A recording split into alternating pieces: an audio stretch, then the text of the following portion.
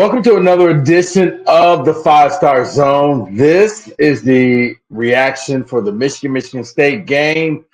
Michigan wins the game in the big house 24-17. Michigan came into the game with a game plan of basically they were going to go with Davis Warren, the quarterback. They were also going to put Alex Orgy in to kind of supplement that, and he basically was the running quarterback. Now, unfortunately, everybody in the house knew that, except for maybe the Michigan State defensive coordinator, Joe Rossi, who actually thought that Alex Orji was going to pass the ball, and he didn't. I'll get to more of that a little bit later on. But this is for Michigan, and it was also, guys, okay, let me just address this now. At the end of the game, there was 24 seconds left in the game, and it appears that Colston Loveland and Anthony Jones got into a skirmish.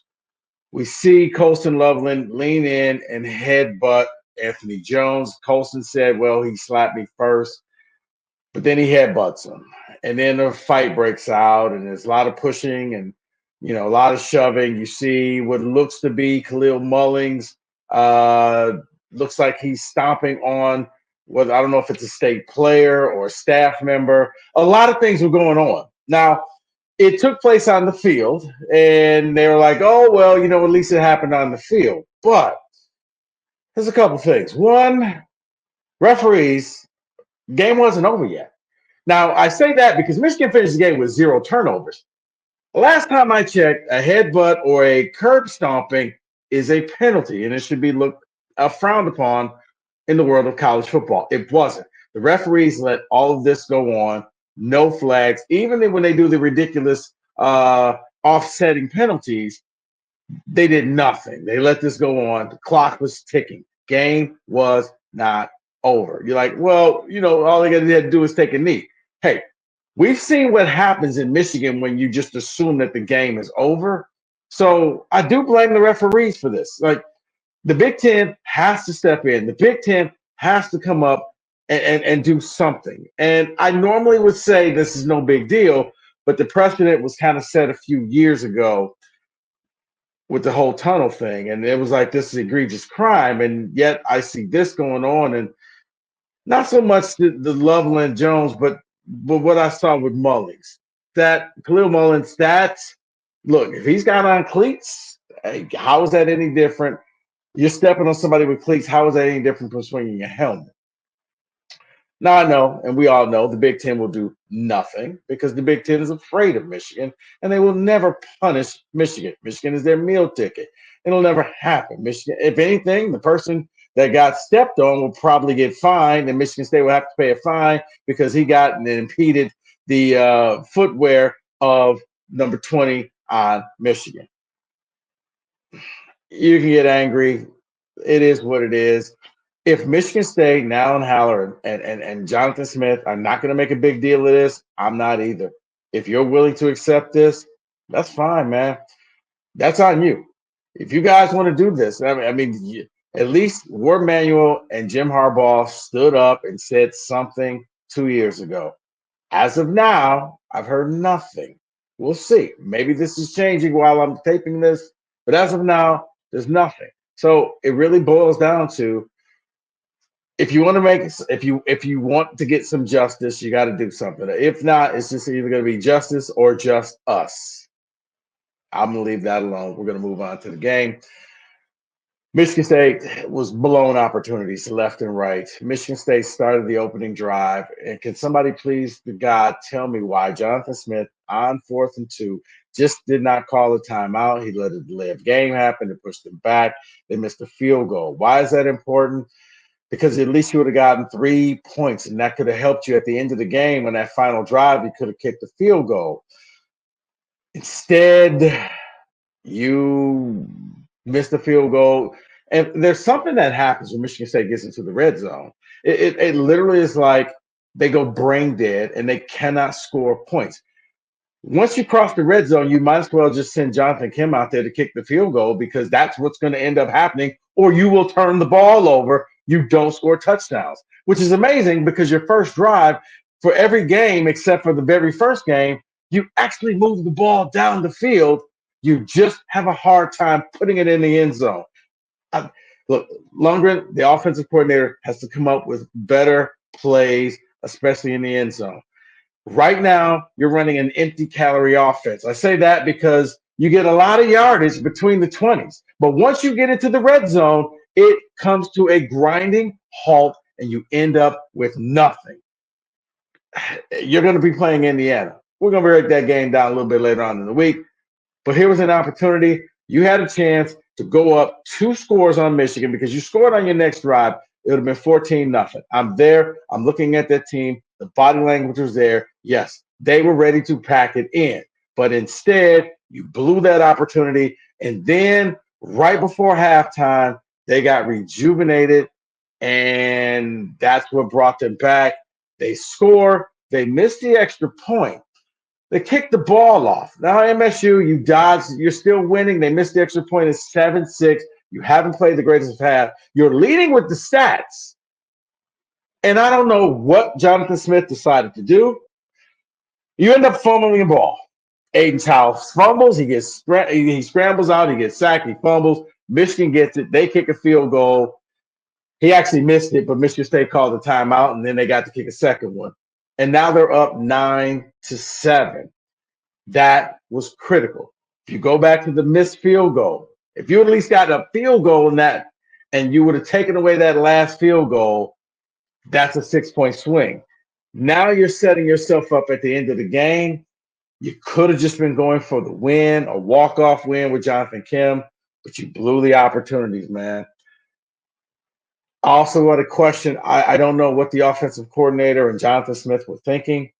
No deep shots. Will Johnson's the All-American player for Michigan is not playing in the game, and yet you decide not to use Nick Marsh deep. You threw one ball deep, and that was to Montori Foster for 30 yards. And oh, surprise, surprise, it worked. Want to know why Michigan didn't have any penalties? Because the one group that gets a ton of penalties didn't get attacked. That's the young secondary. Illinois and Burt Bielema complained to the referees last week, and they started getting calls left and right. But for some reason, Michigan State must have it was almost like they read the cliche, well, the team that rushes the ball more is going to win, and they just decided they're going to run the ball. And that's great. Nate Carter had probably his best game as a Spartan, 19 carries for what do you have? For 118 yards. He also caught 56 yards in receiving. He had a great game. Had scored a touchdown. But you didn't attack that young Michigan secondary. They were bringing the heat. There was a lot of single coverage. And I don't understand it. You had Nick Marsh. You chose to just ignore Nick Marsh. That's one of the reasons why you lost this game. The onside kick, I felt like you were chasing points at that time. You didn't need it.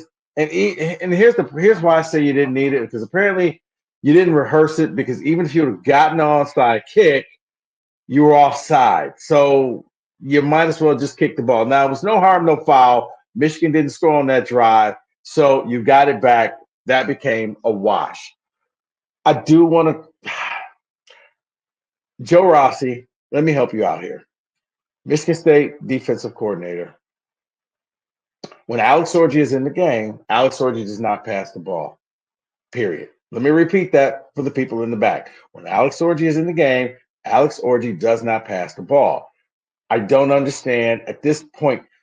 Washington, when they played the University of Washington, Jed Fish realized that he stacked the line. He stopped Michigan so badly that Michigan had to pull Alex Orji because they couldn't run an offense because they just put 8 people on the line and brought the heat. Michigan State lining up with deep safeties. Orji's not going to throw the ball. Are you so afraid of a trick play that you're just going to let this happen? I don't get it. That was just not being prepared. That just was not smart. It's not being prepared whatsoever. Also, how you just don't have somebody stuck to Colston Loveland. I mean, if he goes to the John, somebody should be there to hold it for him. That's how much. And you saw on the trick play, I think it was Spencer bit and started looking in the backfield. It was no discipline there. That's on Spencer or whoever the safety was. That's on you. You got to stay disciplined at all times. You got to. Colston Loveland was their offense, and still It's kind of like Cooper Cup in the NFL. He was always open in the game. Let's get back to the fourth down play late in the game. Looked like Michigan State may be going in for the tie. It's 4th and 6. I don't really blame Aiden Childs for the fumble. Aiden had a game. He was 17 of 23, 189 yards, a touchdown, the fumble. 3 of his incompletes were 3 sacks, so that was a breakdown of the line. So really, he was 17 of 20. I don't blame him for the fumble. I wish he would have just taken a knee. But 4th and 6, what you saw was an inexperienced young offense out there. The most important thing at that time was very simple. You have to get the first down, not a touchdown. You have to get the first down.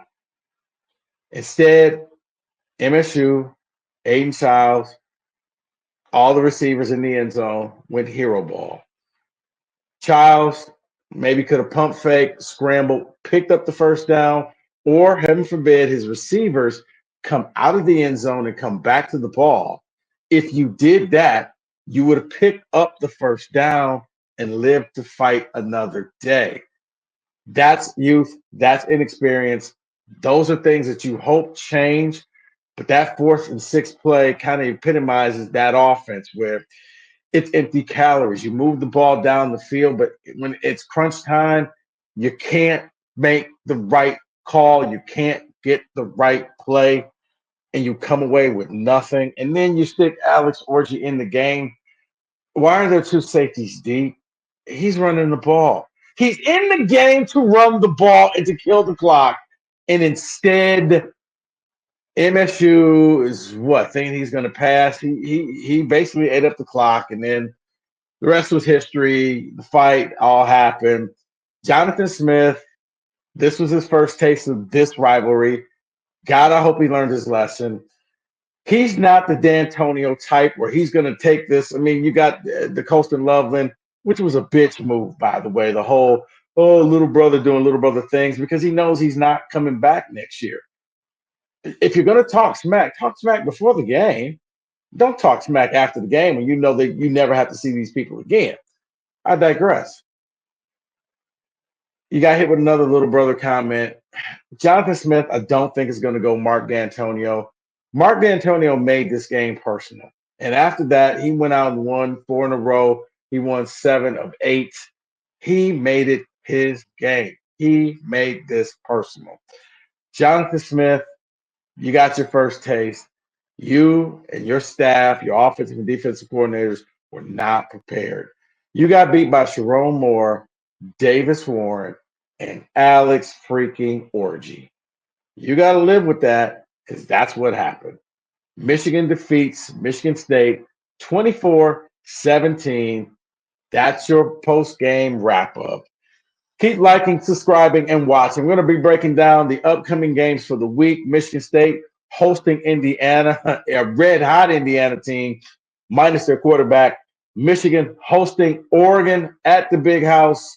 We'll have a breakdown of those games later on in the week. But for now, thanks for watching the 5 Star Zone.